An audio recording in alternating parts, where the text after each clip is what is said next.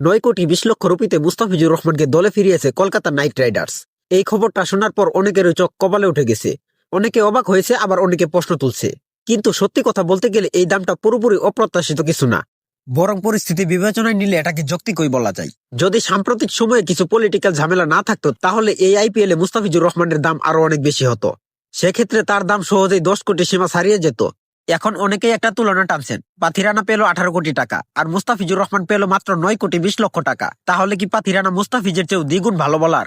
উত্তরটা খুবই সহজ, না, ব্যাপারটা মোটেও এমন না। এখানে মূল বিষয় হলো নিলামের সিরিয়াল নম্বর। পাথিরানার নাম উঠেছিল অনেক আগেই, প্রায় 30 নম্বরের আশেপাশে, আর মুস্তাফিজুর রহমানের নাম উঠেছিল 101 নম্বরে। এই পার্থক্যটাই পুরো গল্পটাকে বদলে দিয়েছে। নিলাম যত সামনে এগোয়, টিমগুলোর ওয়ালেট ধীরে ধীরে হালকা হতে থাকে। 30 নম্বরে যখন একজন খেলোয়াড় আসে, তখন বেশিরভাগ টিমের হাতেই বড় অঙ্কের বাজেট থাকে।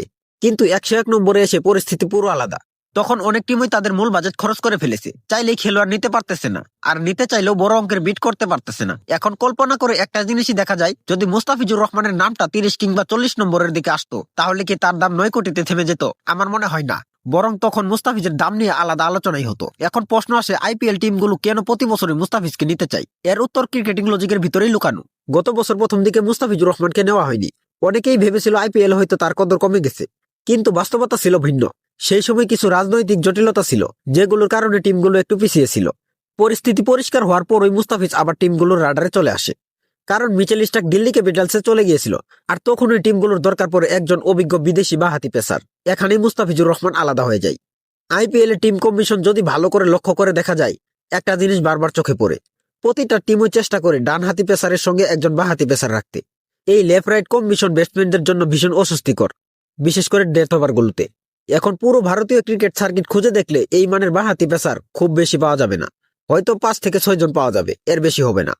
আর মুস্তাফিজের মতো কাটার স্পেশালিস্ট ওই লেভেলের বলার তো আরো বিরল। মুস্তাফিজ শুধু জোরে বল করে না, তিনি মাথা খাটিয়ে বল করেন। তার কাটার, তার ভেরিয়েশন এবং তার সোলার সবকিছু মিলিয়ে তিনি টি-20-র জন্য পারফেক্ট। টি-20 ফরম্যাটে বিদেশি বাঁহাতি পেসারদের মধ্যে মুস্তাফিজুর রহমান নিশ্চিতভাবে সেরা 2 বা 3 জনের মধ্যে থাকবেন। এটা আবেগের কথা না, এটা পরিসংখ্যানের কথা। আইপিএল এর ইতিহাসে যারা বাঁহাতি পেস বোলিং করেছেন, তাদের ইকোনমি রেট দেখলে একটা বিষয় পরিষ্কার হয়ে যায়।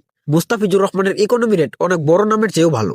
সেম কারান খেলেছেন, টাইমাল মিল্কস খেলেছেন, অনেকে এসেছেন, অনেকে গেছেন, কিন্তু ধারাবাহিকভাবে চাপের মুহূর্তে বোলিং করে যাওয়া এটা সবাই পারে না, কিন্তু মুস্তাফিজ পারে। সোহেল তানভীরের ইকোনমি রেট ছিল খুব কম, কিন্তু তিনি খেলেছেন মাত্র 1 সিজন। লং টাইম পারফরমেন্সের বিচারে তাকে আলাদা করে দেখতে হয়। সেই জায়গায় মুস্তাফিজ বছরের পর বছর নিজেকে প্রমাণ করে এসেছে। নতুন ব্যাটসম্যান হোক, অভিজ্ঞ ব্যাটসম্যান হোক, মুস্তাফিজ সবার ক্ষেত্রেই কার্যকর। তাই যখন কেউ বলে 9,20,00,000 টাকা মানে কম দাম, আমি একদমই একমত হতে পারি না। দাম কম দেখাচ্ছে শুধু সিরিয়াল নম্বরের কারণে, কোয়ালিটির কারণে না। আমার মনে হয় এবারের আইপিএল এ যে কটা বিদেশি বাঁহাতি পেসার ম্যাচ উইনার হতে পারেন, তার মধ্যে মুস্তাফিজুর রহমান অবশ্যই একজন হবেন। এ কারণেই আইপিএল এর টিমগুলো যত ঝামেলায় থাকুক, শেষ পর্যন্ত মুস্তাফিজের দিকেই ফিরে আসে। আর দিন শেষে একটা কথাই সত্য, মুস্তাফিজুর রহমান আগেও বড় মাপের বোলার ছিলেন, এখনো আছেন, আর ভবিষ্যতেও আইপিএল এর মতো বড় মঞ্চে তিনি নিজের গুরুত্ব বারবার প্রমাণ করবেন।